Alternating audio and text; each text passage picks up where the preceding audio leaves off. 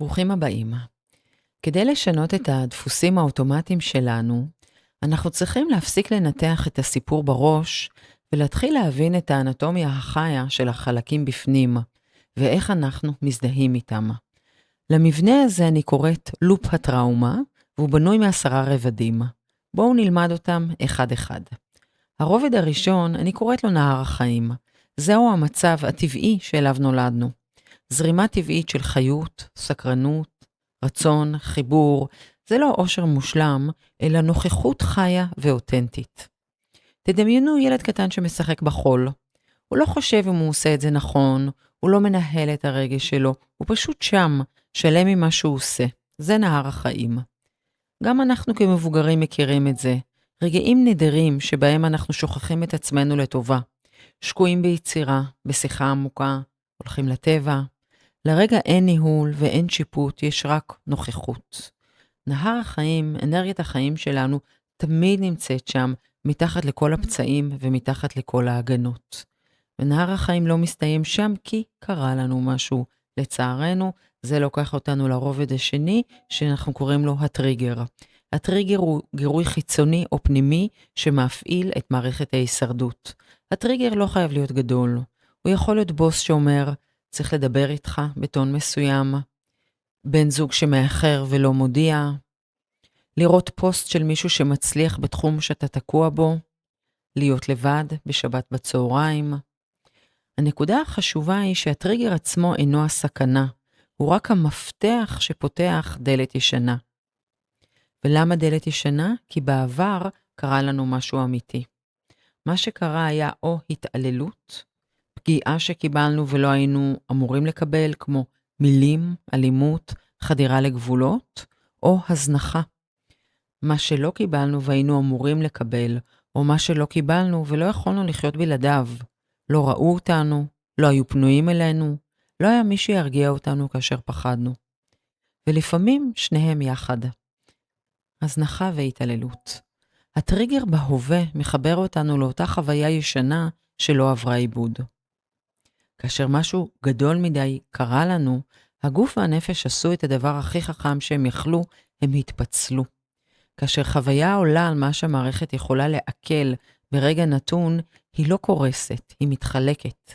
במקום לשאת את הכל ביחד בנהר חיים אחד שלם, החוויה נשברת ומתפצלת לחלקים נפרדים.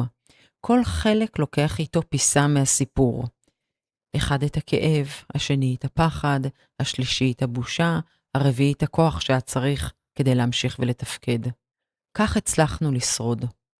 החלקים האלה משחקים תפקיד גדול בחיינו, ולרוב ללא המודעות שלנו. אפשר לומר שאנחנו מגיבים אליהם או חיים מתוכם, מבלי לדעת שזה מה שאנחנו עושים. להכיר את כל החלקים האלו, אחד אחד, בסבלנות ובחמלה, זו עבודת החיים שלנו. כי רק כאשר כל חלק מרגיש שהוא נראה ונשמע, ורק אחרי שחווינו אותו במלאו, הוא יכול לשחרר את מה שהוא נשא כל כך הרבה זמן. רק אז הערוצים הצידיים יכולים לחזור ולהתמזג ולהפוך שוב לנהר חיים אחד שלם. ועכשיו בואו נחזור לרגע שאחרי הטריגר ונכיר את החלק הראשון שמתעורר. זה לוקח אותנו לרובד השלישי, החלק הפגיע. הטריגר מאיר את החלק בתוכנו שספג את הפצע המקורי ונשאר קפוא בזמן. אחרי שהבוס אמר, צריך לדבר איתך, פתאום יש תחושה של ילד שמחכה לעונש. לב דופק, בטן נהדקת. אחרי שבן הזוג לא הודיע, עולה תחושה של אני לא חשובה, אני לבד. זה לא מחשבה, זו תחושה גופנית. הילד הפגיע לא מגיב יתר על המידה, הוא חווה מחדש פצע ישן שלא עובד. ואנחנו מוצאים כמה מופעים של הילד הפגיע, כמובן במציאות יש הרבה יותר ממה שאני אגיד. יש את הילד הבודד והמוזנח השקוף. זה ילד שחווה היעדר נוכחות, ולמד שכאבו לא מעניין איש. הוא ויתר, הסתגר פנימה, ומרגיש ריק ושקוף גם כאשר הוא מוקף באנשים. הילד שלא הורשה לגדול, או הילד התלוי, הבלתי כשר, לא קיבל הזדמנות להתנסות ולסמוך על עצמו, ולכן הוא חווה את העולם כמאיים וגדול עליו. הוא מחפש מבוגר חזק שיקבל עבורו החלטות וינהל את חייו. הילד הנטוש חי באימה קיומית שכל קשר יסתיים בנטישה.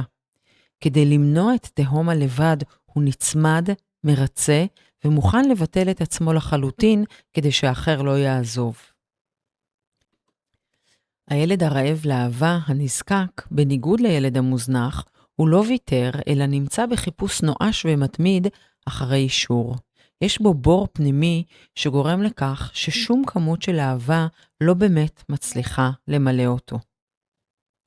הילד הפגום, הדחוי, בטוח שהסיבה לכל הכאב שחווה היא שמשהו בו עצמו שגוי ומקולקל מהיסוד, תחושה של בושה קיומית. הוא מסתיר את עצמו מפחד שאם יראו מי הוא באמת, יגאלו ממנו וידחו אותו. הילד המבועת, הנפגע, זה חלק שקפה ברגע של סכנה, של טראומה. מערכת העצבים שלו תקועה במצב הישרדותי, במצב של דריכות יתר, והוא מגיב בפאניקה מתוך פחד תאומי שהפגיעה תחזור על עצמה. לחלקים האלה נהוג לקרוא בשם EP, Emotional Part, כי הם נושאים את הכאב. ונעבור לרובד הרביעי, התוקף הראשון.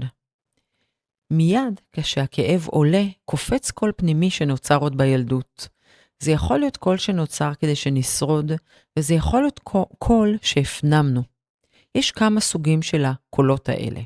המעניש, הפרפקציוניסט, זה שמעורר אשמה, זה שמזניח, זה שחרד, וזה שמאיים ומתעלל.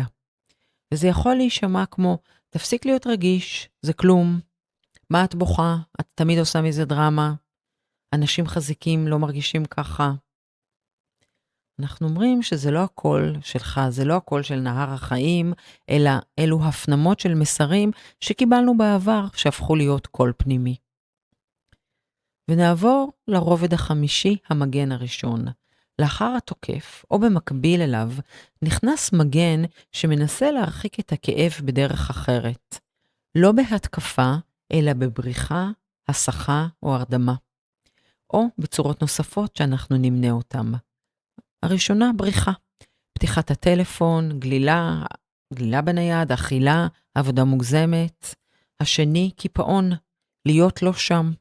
ניתוק, מבט ריק, או תחושה שבאמת משהו קפוא ולא יכול לזוז. השלישי, כניעה. בסדר, אתה צודק.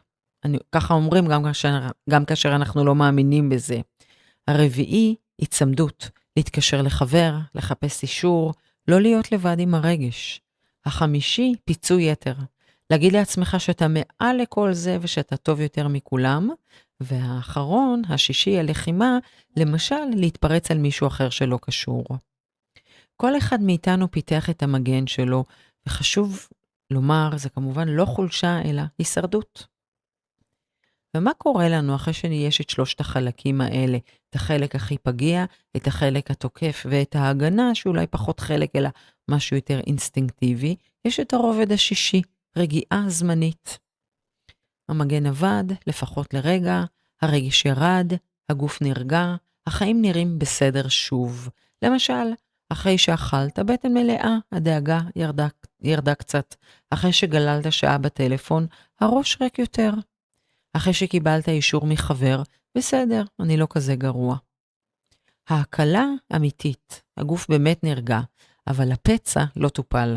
הילד הפגיע עדיין שם. וזה מוביל אותנו לרובד השביעי, המודעות לאובדן. ואז, מבעד לסדק, מציץ משהו. לא מחשבה, אלא ידיעה גופנית. ידיעה שאומרת, שוב בזבזתי שעה, אני לא רוצה לחיות ככה. למה אמרתי כן שוב? אני לא מכבד את עצמי. או, זה לא ההורה שרציתי להיות. זה הרגע הכי כואב בלופ, וגם הכי מרפא בפוטנציאל שלו, כי כאן לרגע מציץ נהר החיים, כאן יש מגע עם מה שאנחנו באמת רוצים. אבל בפועל אין לנו עדיין את הכלים לשהות שם, כי הכאב גדול מדי, הפחד גדול מדי, שאר הרגשים גדולים מדי, ולכן במקום שינוי אנחנו נשבים עמוק יותר לתוך הלופ. וזה לוקח אותנו לרובד השמיני, התוקף השניוני. בדיוק כאשר נהר החיים מציץ, קופץ תוקף חדש, אכזרי יותר. הוא לא תוקף את הרגש, הוא תוקף את התקווה לשינוי. ככה אתה, לא תשתנה לעולם. או אל תתלונני, לכולם קשה. או זה לא כזה נורא, יש אנשים עם בעיות אמיתיות. או כי אין לך כוח רצון, כי אתה חלש, כי ככה נולדת. ולפעמים הוא בא בגרסה רכה יותר. לכולם קשה, זה לא כזה נורא. אבל המטרה היא זהה. לכבות את הניצוץ לפני שהוא יהפוך לשינוי. וזה לוקח אותנו לרובד התשיעי, לחלק הפגיע השניוני. המתקפה הזו מולידה בתוכנו חלק פגיע חדש, לא הכאב המקורי של הילד, אלא רגשות שנוצרו מהלופ עצמו. אני כנראה לא תקין, כולם מצליחים לשלוט בעצמם חוץ ממני. או אני גרוע כהורה, הילדים שלי יסבלו בגללי. או אני לא ראוי לאהבה, תראי, אני רואה מה עשיתי שוב, אני לא ראוי. או אין טעם לנסות, זה לא ישתנה. בושה, אשמה, ייאוש, זה רגשות שלא מגיעים מהטראומה המקורית, אלא הם רגשות שנוצרו מהלופ עצמו, קירות בטון שמשתקים את המערכת.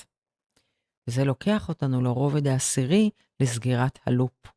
לאחר שהחלק הפגיע השניוני מוצף, נכנס לפעולה החלק המתפקד, שאוסף את הכל ומחזיר את המערכת לשגרה. בסדר, מספיק, יש לי עבודה לעשות, או לא חשוב, מחר יהיה יום חדש. זה ייקח אותנו לשקוע בעבודה, באיזושהי סדרה, בתוכנית, בשינה, או במחשבה, אני אתחיל מחר מחדש והפעם ברצינות. לחלק הזה קוראים apparently normal part, או בקיצור AP, החלק הלכאורה נורמלי, שמכונה פעמים רבות החלק המתפקד. זהו החלק במערכת הפנימית שאוסף את השברים, מנהל את שגרת היום-יום, ושומר עלינו פונקציונליים בעולם, כך שכלפי חוץ הכל נראה בסדר גמור.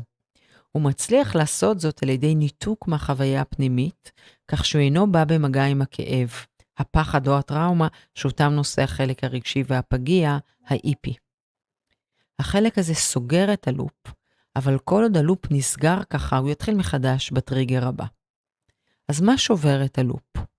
לא ניהול טוב יותר, ולא כוח רצון, ולא עוד הבנה שכלית, ולא אפרמציות, אלא נוכחות.